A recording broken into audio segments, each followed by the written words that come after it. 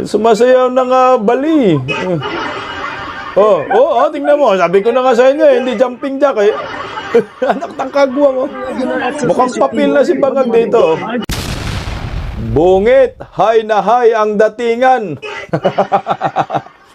Anak ng kagwang biglang lumabas sa Malacanang. Nag-jogging na nakabarong. Nag-jumping jack na nakabarong. O anong resulta? Ako, Budoy. Tinawanan ni Atty. Rowena Guanzon dahil nagmistulang batak na batak. Gagawa lang kayo ng eksena, mukha pa kayong abnormal. Sa bagay, no? Sabi kasi ni John Vic Remulla bawal po nang nakahubad. Pag nag-jogging kasi ang mga ordinaryong Pilipino ay ang iba dyan nakahubad. Pag nag-exercise nakahubad. Kaya hayan, si Bungit nag-jogging, nag-exercise, nakabarong. Putang ina, ginawa pong sinto-sinto si BBM ng mga media dito. Sino ba nag-utos nito? Baka naman yung Boplax na PCO. Talagang budoy ang datingan, sa totoo lang. Pasintabi sa may anak na may mga autism, pero ito talaga, ako budoy. Tugpa ang buang. Ralph Recto, Sinungag de Leandro Leviste. Ito ay issue sa VAT nga ho eh. Sa Batman. Batangginyo laban sa Batangginyo. Ito. Gurang laban sa bata. Alam nyo po mga kabistak, no, niluloko lang tayo ni Bangig. Ni Bubuim. Tindi ng drama nila, nakuha pang mang-asar sa mga niya, sa mga kritiko. Ano yan? Pang-aasar yan sa mga kritiko para sabihin, di ba, napabalita ang hindi maganda ang kanyang kalusugan, di ba? Kaya nagpakitang gilas, no? Yabang now, utal-utal later. Panoorin nyo po mamaya, nagutal-utal pagkatapos mag-jogging. Tumuntikan pa matapilok ang buang. Magandang gabi po sa ating lahat. Pa-like po muna, pa-share, pa-subscribe, at pakipindot po ang inyong notification bell para lagi po kayong updated sa ating mga video. Mabuhay po tayong mga Pilipino. Alam nyo po, nang-asar lang dito si Bungit eh. Pero hindi man tayo naasar eh. Talagang sila pang ating aasarin ngayon. Lumabas nga po si Bungit sa kanyang lungga at nagpakitang gilas. At ipinakita niya sa mga media na siya ay okay. No? Okay daw ang kanyang kalusugan. Narito po yung ilang mga kuha po at pagyayabang niya. O, dito muna tayo, dito muna. Ayan. Jogging siya dyan, nakabarong, nakatiktak. Nagsunod din yung media, takbo din ng mga hinayupak. Ano yan? Jumping jack o sumasayaw? Sumasayaw na nga bali. Tingnan mo. Sabi ko na nga sa inyo, hindi jumping jack eh. Anak ng kagwang, oh. Mukhang papel na si Bangag dito. Jogging ang buwang, ala. Hinahabol din ng mga media. Ang aso. Anak ng kamote, oh. Para daw kasi sabihin na malakas ang pangangatawan. Meron pang isang version, oh. Alam mo yung takbo niya? Talagang halatang hindi nagja-jogging eh. Hindi naman ganyan yung tapo ng mga nagja-jogging. Regular ng exercise. Tingnan mo, parang hingal-hingal ang takbo. Ayan na, tumakbo na, oh. Ala, takbo siya, oh. Tinawanan pa siya dyan. Naginawa siyang katawa. Tingnan mo naman yung takbo na nakayuko. Oo. Tukmukbo siya, oh. Pero hingal ang buwang. Hingal yan eh. Mamaya, pakita ko yung video. Nag-jogging siya ng ilang metro lang.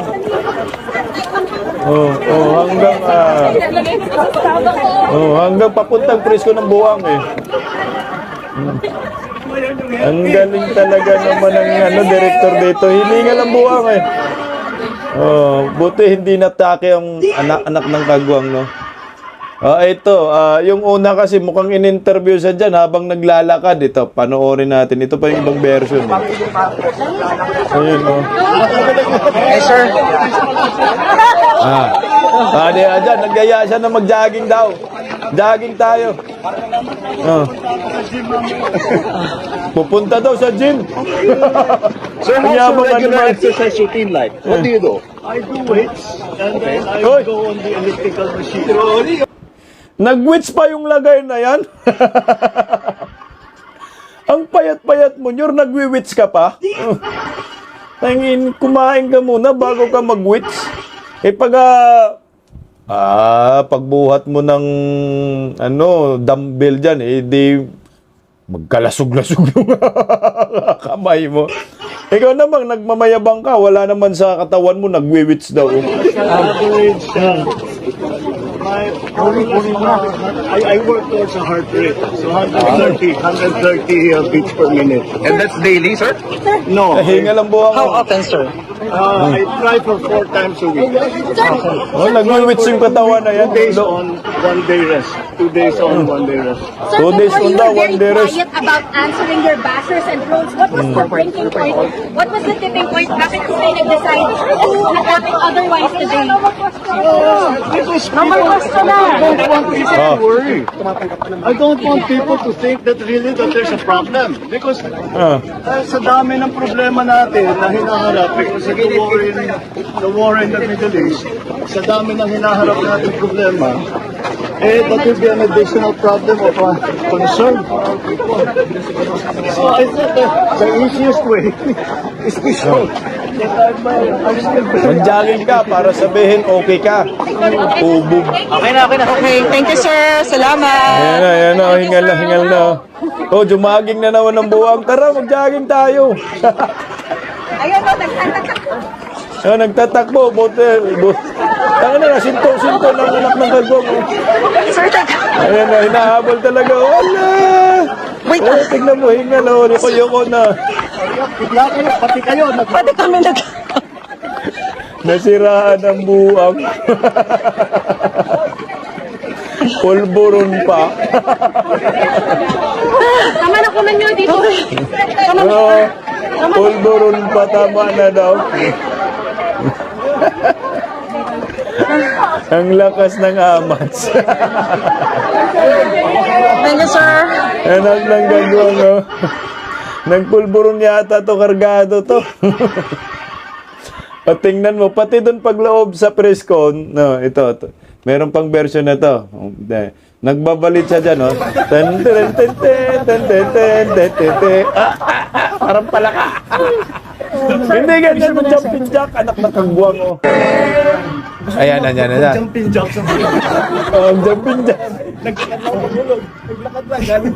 Naglakad ka na, sir? Nag-jumping jack. Hinga lang buha mo. Ayan o, this is, hindi sa tape, it is, I am carrying my statement for this afternoon, which is what Hingal I'm na, going to make. Hidayon It is Yor. April 14, we're going to talk about the excise tax. So this is being done today. And I challenge anyone who So, are hingal na, saying di ba? I am sick, that they come and exercise with me. We will see who is stronger. You come to the gym with me. Tingnan natin kung sino mas malakas magbuhat ng weight. Ano? Ang yabang ng animal. No, mag-gym daw. Ay kung naghamon siya dito kung sino daw yung malakas magbuhat ng weights daw. Isus ko, Ginoo. Yung katawan mo, papel na yan eh. Naghamon ka pa. Hingal ka na nga eh. Ilang metros lang yung tinakbo mo, hiningal ka na. Alam nyo ho, hindi naman po nakikita sa ganyang mga ginagawa. No, kunyari, jogging, jumping jack ka. Yung totoong kalagayan ng kalusugan mo. Unless kung sinabi ng doktor yung medical records mo. Siyempre, pwede ka magganyan-ganyan. Pero hindi nakikita nga na yung diverticulitis mo ay hindi na ho namaga ng todo. Pero sabi niya, gumaling daw siya. Kaya ang sabi dyan ni Atty. Rowena Guanzon, Hay na hay ah. Kargado eh, agresibo. Hay na hay. Ito ha. Patunayan nating hay na hay. Sabi ni Atty. Rowena Guanzon yan ha. Tingnan mo yung press ko. Nag-press con siya dyan. Nagbabasa siya. Tingnan natin ha. Ito mga bubonistang tanganista. Kasi nga nag-announce siya dito na di umano'y tanggal na po yung excise tax. Pero iba po yung tinanggal niya. I think sa kerosene at LPG lang. Pero yung excise tax sa gasolina at krudo hindi. Nambubula nga lang eh. Ano mo yung mabudol-budol ganyan eh. Tingnan nyo po. No? Yabang now, utal liter. Nagkautal-utal, pati utak na apektuhan. Bigla ka kasing nagyabang. Oh. Tingnan mo, panoorin natin dito. Nabanggitin na wag pong mag-alala ang ating mga kababayan dahil Huwag daw mag-alala. Anong mag-alala? Dito na nga yan, 1 point na nga lang eh. Naapektuhan na yung utak eh. Nagmamayabang huwag daw mag-alala. Anong mag-alala? Hindi ba mag-alala? Mag-alala. Iba po yung mag-alala kasi inaalala mo, no? Yung mga kagahapon. Iba rin yung pong nag-alala. Nag-alala ka dahil sa kalagayan mo. Inaalala iba yung nag-alala. Tingnan mo dyan pa lang, pag-pronounce nga lang, iba nang ibig sabihin yan. Tagalog yan ha, huwag mag-alala daw. Baka mag-alala. Hindi mag-alala. Yeah, word. Di ba napiktuhan yung utak? O ayos bang kondisyon? Ito pa, sa unahan. dahil sapat naman ang supply natin sa mga pangunahing pagkain. Mga bigas, mais, gulay, asukal, isda, karne, manok, itlog, at lahat ng ibang produktong pagkain. Tingnan mo naman yung mukha na yan, oh. Ayos pa ba yan? Langis ko yung iniisip namin, hindi yung mga pagkain. Kasi yung pagkain na piktuhan, tumataas yung presyo dahil sa taas na presyo ng langis. Dapat yung inalis mo yung excise tax. Ito tuloy, oh. At nakikipag-ugnayan tayo sa industriya, patuloy din ang ating pakikipag-usap sa kanila. At hanggang sa katapusan ng Abril ay hindi magbabago ang presyo ng mga pangunahing bilihin. Kabilang Paano mo na masasabi na hindi magbabago ang presyo ng mga bilihin, hindi mo inutos yung price freeze? Hindi mo naman pinifreeze yung mga presyo. Kaya isang kabudulan yan, magbabago ho yan. Hanggat hindi mo inutos na ipatigil ang pagtaas ng presyo ng mga bilihin, hindi po yan titigil. Kaya hindi yan, sabihin mo na hindi magbabago. Magbabago yan dahil sa kaungasan ninyo. Dahil dyan, magsarinas, tinapay, instant noodles, bottled water, kape, gatas, at delatang karne. Ikalawa, binawasan natin ang buwis sa produktong petrolyo na direktang ginagamit sa pang-araw-araw na buhay. Dahil April 14 na ngayon, when the... Ano? O, tingnan mo naman, oh. Dahil April 14 na ngayon, utang ina, tingnan natin sa kalendaryo. Siguraduhin natin kung tama ba yung sinasabi niya. Anong April 14? April 13 po ngayon buang. Ano sinasabi natin? Nakala ko ba okay ang kalusugan? Tingnan mo, naalog na naman yung utak. Rinig nyo ha? April 14, sinabi niya. Ang linaw ng kalendaryo Monyor, April 13. Teka lang. Tingnan natin sa kalendaryo ng cellphone natin kasi may magre-replay. Sasabihin, 14 man ngayon. Oh, tingnan mo, lapit natin. Anong pitsa yan? Tragis 13 po. No, April 13. Hindi April 14. So ngayon, lumuwang yung tornilyo. Dahil sa magmamayabang. Ayan, tuloy natin. Oh. I'm sorry, April 14 tomorrow, where the... Hindi mo na pwedeng bawiin yan. I'm sorry ka. April 14 tomorrow. Ayan tayo eh. Huwag magmayabang na okay ang kalusugan. meron kang tinatawag na psychological incapacity na hindi mo na kayang gampanan ang inyong tungkulin bilang isang pangulo dahil meron kang psychological incapacity. Wala na, anak ng kagwang kagahapon eh. Oh, 14, Abril ng 14. Anong Abril na? Abril na ang 14. Bukas, sa Martes, Abril ng 14. So ngayon naman, April 14 na daw kahit April 13 pa. Ang pinagmamayabang niya, ano? The authorization, the authority that we asked from Congress. Wala na, hindi na siya gumalaw. Ganun na, oh.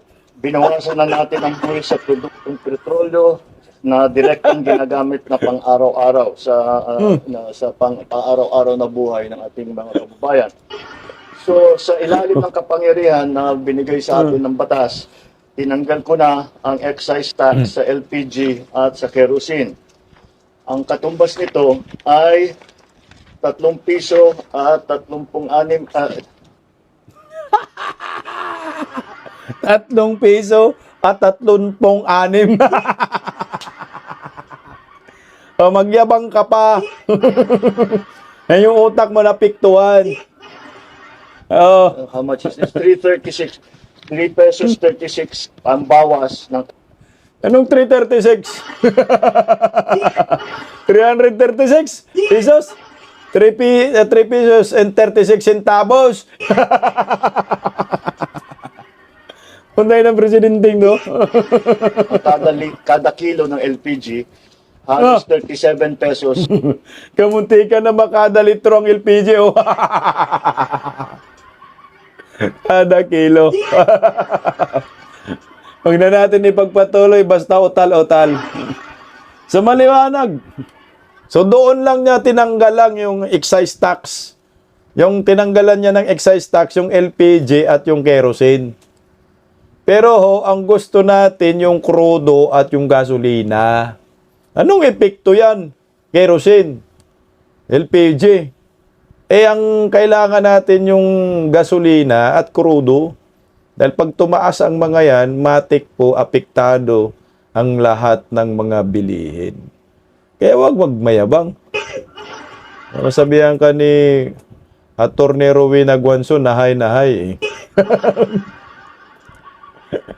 Kaya anong bubudol siya? Kaya merong isang kongresista, ngayon nag-hearing na naman sa kongreso, merong isang kongresista na galit sa kanya. No?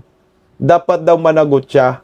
Dahil yung excise tax, yung state of emergency, energy emergency na ibinigay sa kanya, hindi niya ginamit.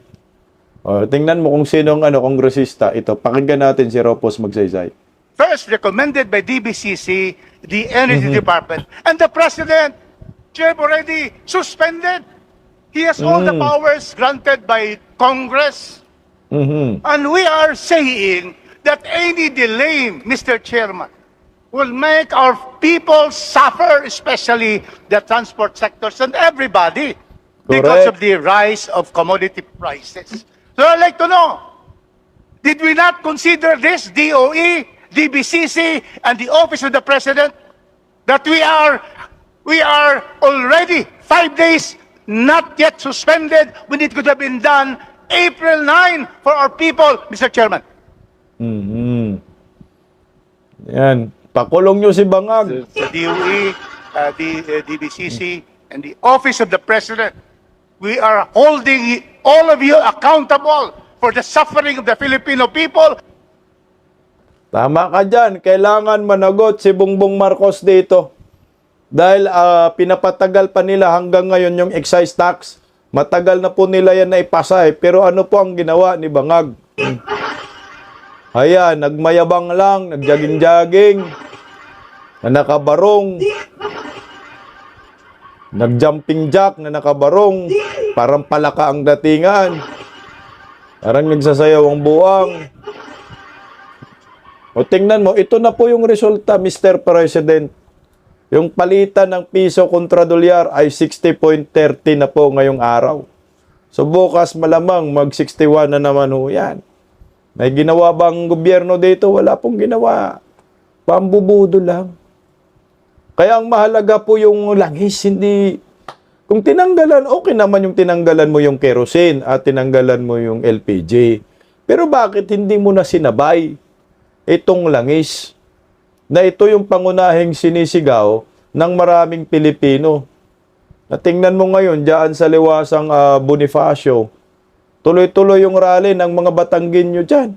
At kanina, sumugod sa Kongreso sa pangunguna ni Leandro Leveste. Dali itong si Recto, sinungag ng mga Batanggenyo at ni Leandro Leveste. Dahil ito po dapat ang concern. Magmura yung langis, magmura yung gasolina at krudo. Pero ito, binudol tayo, ang yabang mo, BBM, pajaging-jaging ka, hiningal naman.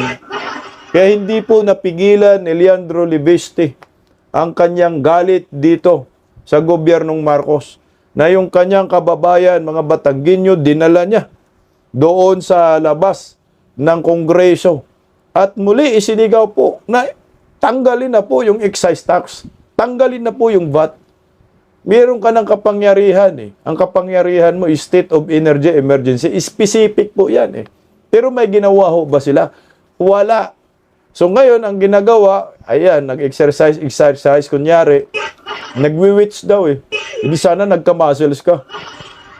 Tangina, kakahirap pala ang epekto ng wits ngayon eh. Pag nag-wits ka, mamamayat ka. Mawawala ng laman yung mga braso mo. At mangmiyahok yung mukha mo. Napakinggan natin itong si Leandro Leveste.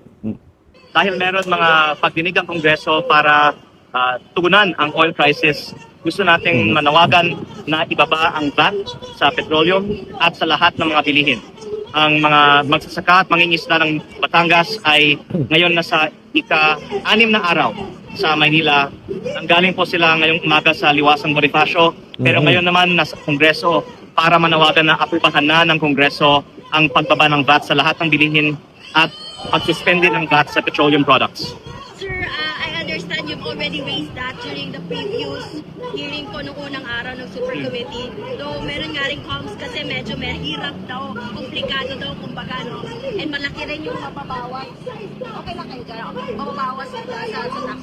What's your take on that? Paano natin mapipressure o makukonvince na kailangan po itong gawin? Unang-una po, kapag gusto, may paraan. Ngayong araw nga, i-anunsyo daw ang pagsuspende ng excise tax. Pero ang VAT ang dapat suspendihin sa petroleum products. Pero ang focus ko actually ay hindi na sa substance kung hindi sa proseso. Ang dami ng mga talakayan sa Kongreso tungkol sa substance. Ang dapat naman talakayan ngayon, ang proseso para sa pagbotohan sa pagbaba ng VAT. Ang Kongreso ay dapat iwalay sa ehekutibo, ngunit hindi inischedule ang botohan para sa pagbaba ng VAT dahil sa pagtutol ng Department of Finance at ng ehekutibo. Kaya ang aking karagdagang panawagan ngayong araw ay ipakita ng Kongreso na ito po ay independent at hayaan ang mga miyembro ng Kongreso na magpakita ng kanilang posisyon sa pagbaba ng VAT.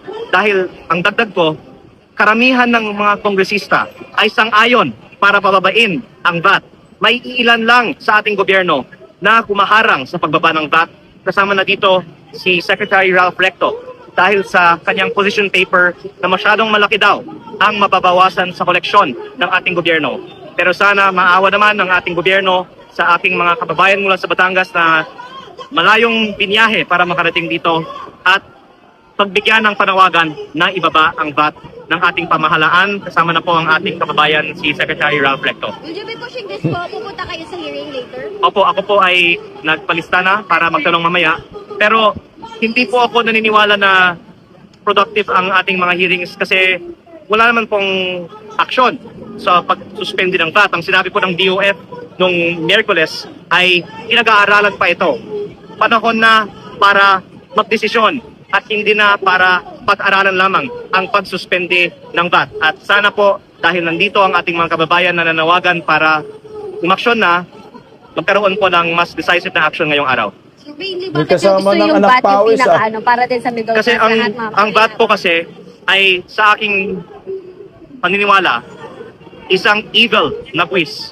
Dahil ito po ay pinabayaran ng lahat ng mga Pilipino hanggang sa mga pinakamahihirap ng mga Pilipino. Samantala, ang excise tax na isinususpende ngayong araw ay binabayaran ng mga malalaking kumpanya na mag-supply ng langis. Kaya kung gusto natin tulungan ang mga ordinaryong mamamayan at hindi ang mga malalaking kumpanya, ang dapat unang isuspende ay ang VAT. At ang dapat maging polisiya ng ating gobyerno ay hindi muna ang ayuda. Maganda ang ayuda, pero ang dapat prioridad ng ating gobyerno ang pagbaba ng VAT para yan ay mapakinabangan ng lahat ng mga Pilipino. Sir, sorry. Mabigat. May pahawak. Congressman, ask ko lang po for the record lang, in favor ba kayo to suspend yung excise tax o tuluyan ang ipasura? Ako po ay pabor sa pagsuspende ng excise tax kung ang alternatibo ay walang masuspende. Pero naniniwala po ako na mas makakatulong sa mga ordinaryong Pilipino pag ang isuspende natin ay ang VAT. Hindi lang dahil mas malaki ito, pero dahil ito ang direktang binabayaran ng mga consumers, samantala ang excise tax ang binabayaran ng suppliers. Maaaring ang hindi i-pass on lahat ng savings ng pagsuspende ng excise tax at lalaki lang ang kita ng mga oil producers kung ang excise tax lang ang isuspende. Pero ang aking priority din na panawagan is ibaba ang VAT para sa lahat ng mga bilihin. At muli, ulitin ko, sang-ayon ang karamihan ng Kongreso sa pagbaba ng VAT para sa lahat ng bilihin.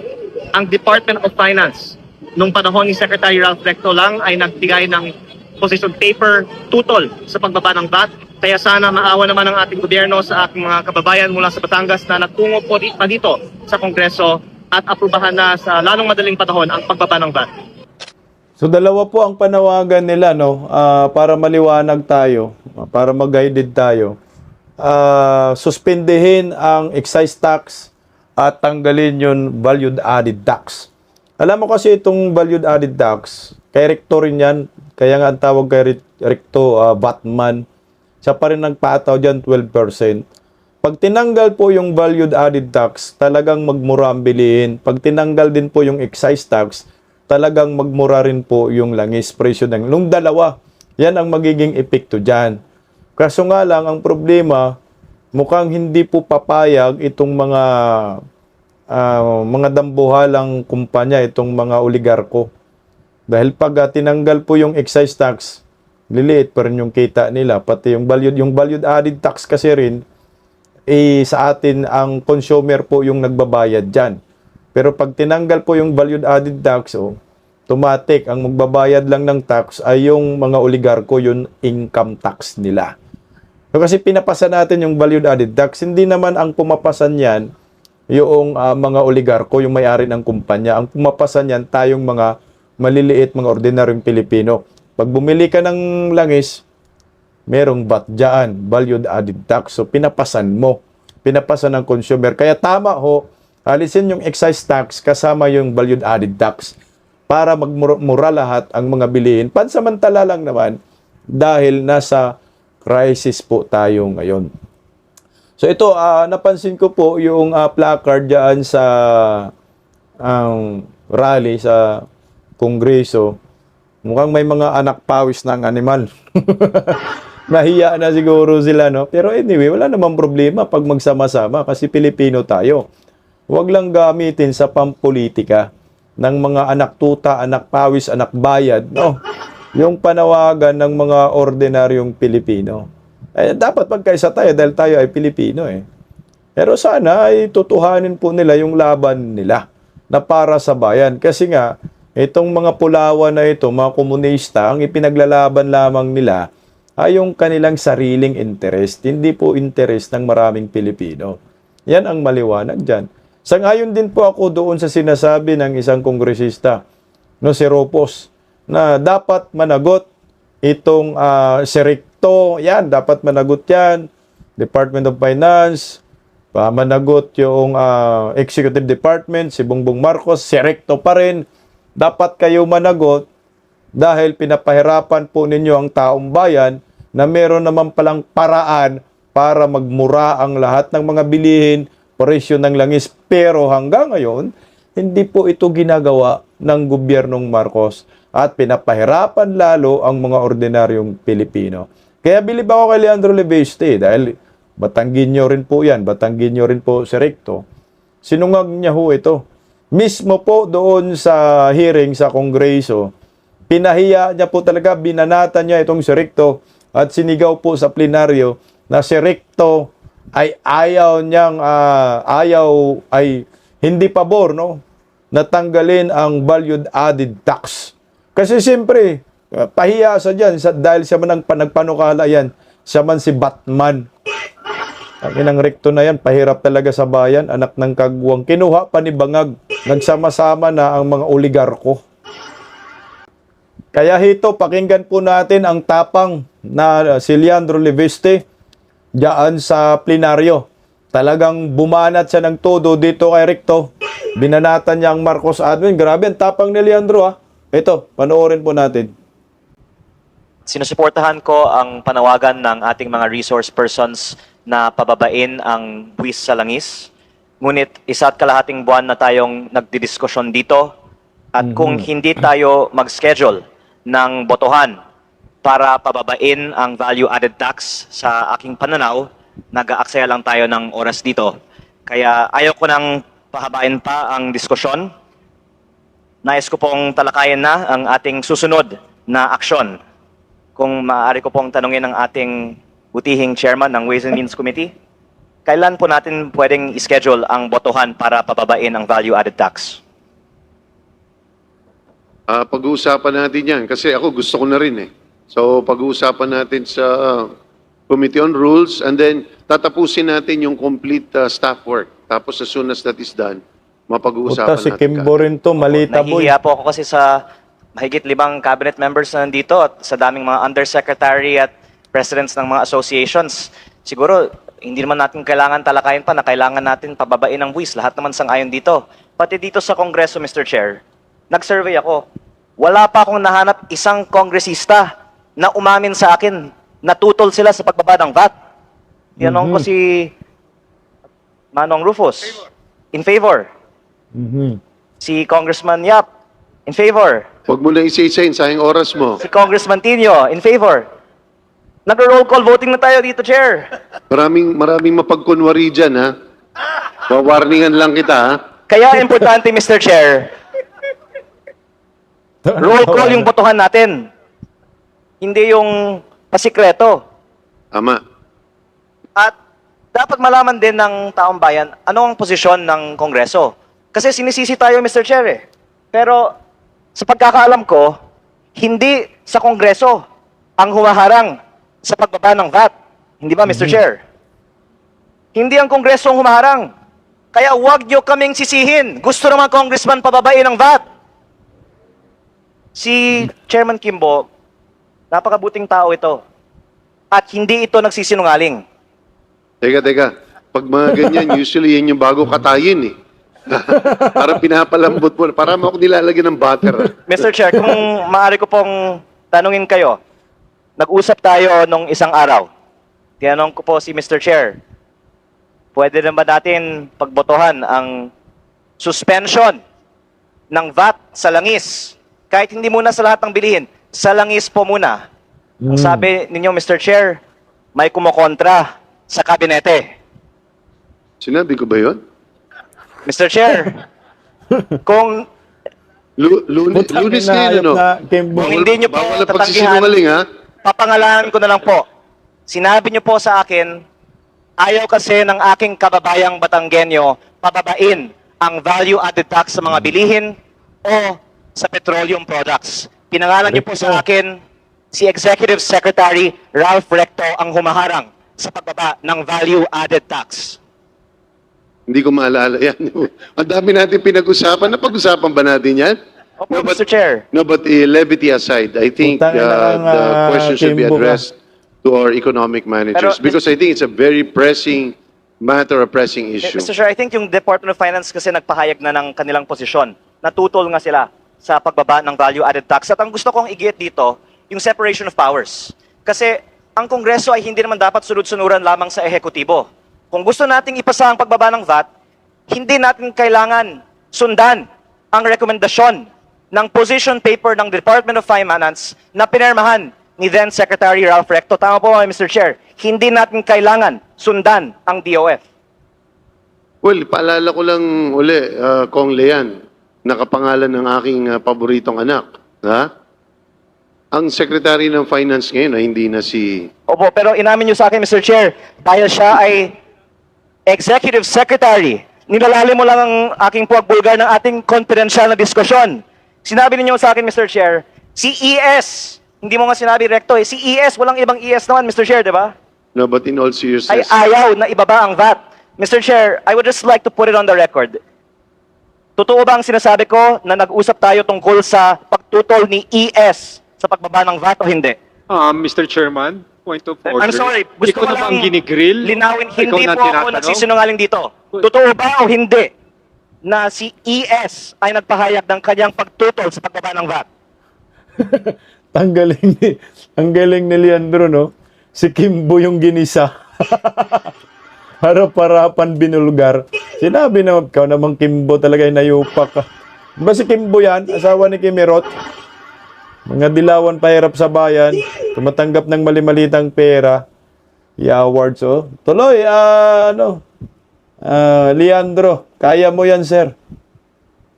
sa pagkakaalam ko, malinaw na malinaw dito, Kong Lean, na marami sa mga cabinet members natin, hindi lang siya, all our economic managers Hindi have put umami their rin. position na tutol sila sa pagbaba ng VAT. Sabi ni Secretary Balisacan last week, pabor siya. Eh wag natin ilaglag si Secretary Balisacan. Hindi niya sinabi yun. Ang sinabi Mas niya progresibong buwis dapat.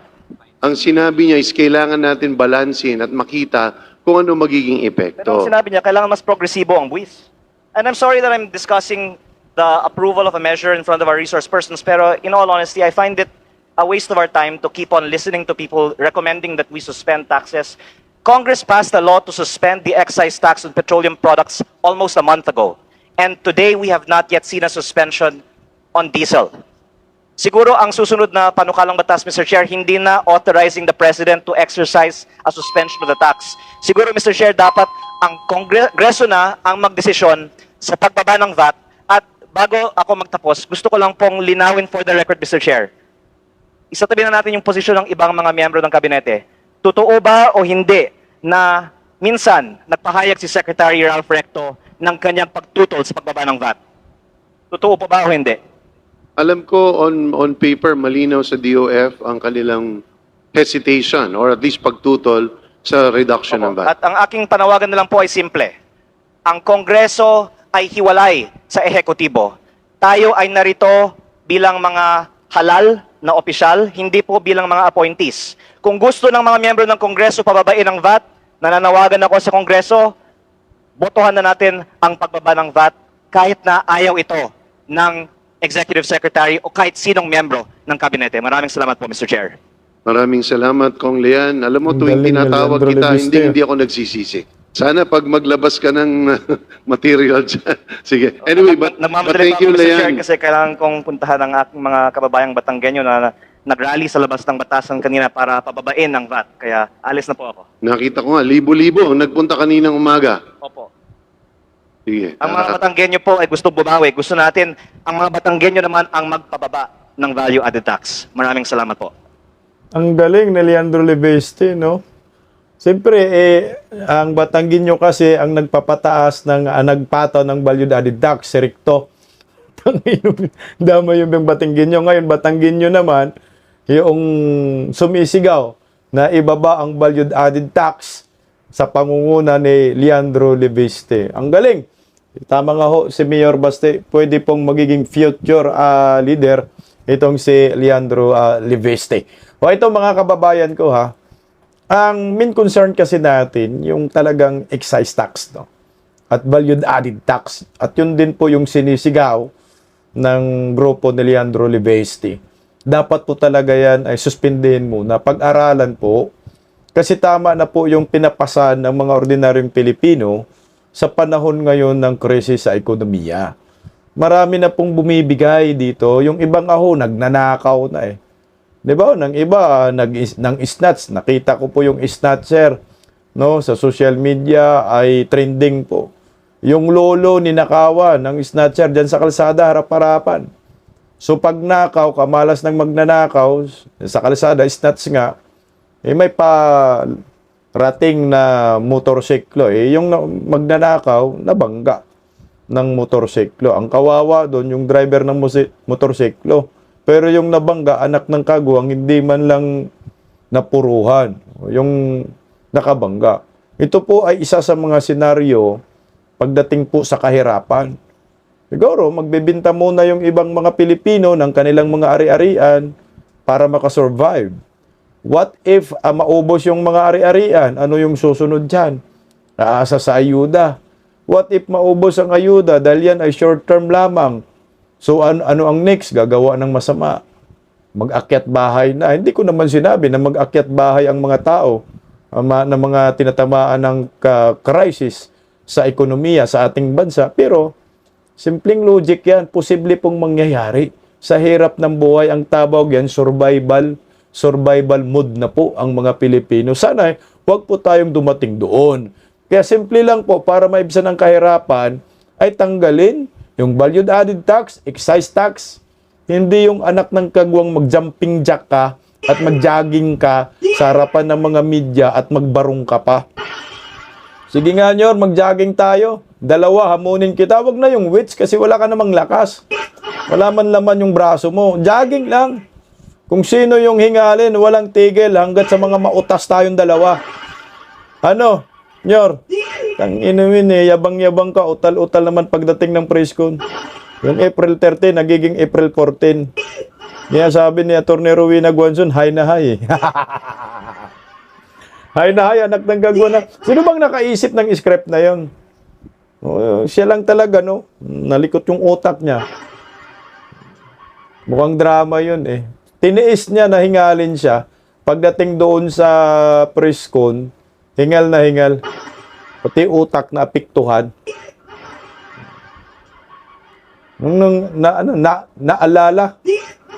Wag kayong maalala, no? Tang-inumin talaga naman. So anyway, kapit lang tayong mga Pilipino, laban lang. Congratulations po kung Leandro Libesti. At ngayon po sa Liwasang Bonifacio. Punong-puno na po ngayon yung liwasan. At marami na rin mga Duterte Diehard supporters na pumupunta. Mag-ingat po kayo dyan. At nandyan po yung kaibigan natin sa Birada Aguila. Sila ni KPL, live po sila ngayon. Tayo, siyempre malayo pa yung lugar natin. Kaya dito muna tayo sa pag-uulat ng kaganapan sa ating bansa. Ito na nga, nag-jumping jack, nakabarong. Ako, Budoy! Paggising sa umaga, tanghali at gabi, nakikita ko ang post niya, ang hapdi. Paano nga ba to? Di ako makatanggi. Watch ko na lang at isipin ng mabuti. Bisdak Pilipinas. Bisdak, tinig ng katotohanan. Sa bawat vlog may laban sa kasinungalingan. Mulat ang mata, gising ang masa. Bisdak Pilipinas, para sa bayan, gumigising sa diwa. Sa likod ng kamera, tapang ang dala, walang sinasanto kung mali ang gawa. Hinay-hinay, pero palaban. Boses ng tao sa digital na labanan. Bisdak, tinig ng katotohanan. Sa bawat vlog may laban sa kasinungalingan. Mulat ang mata, gising ang masa. Bisdak Pilipinas, para sa bayan, gumigising sa diwa.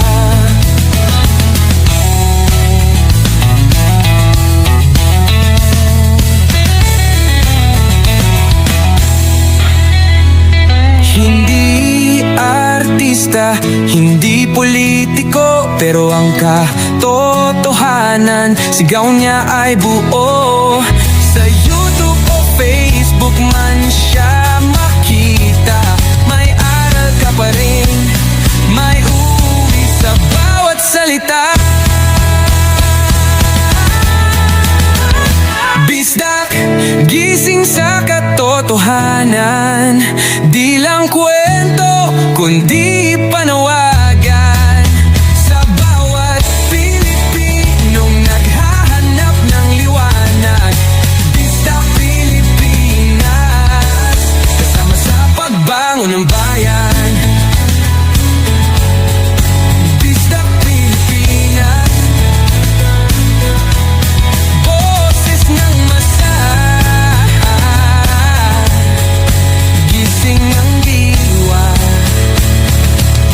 vlog mo may pag-asa.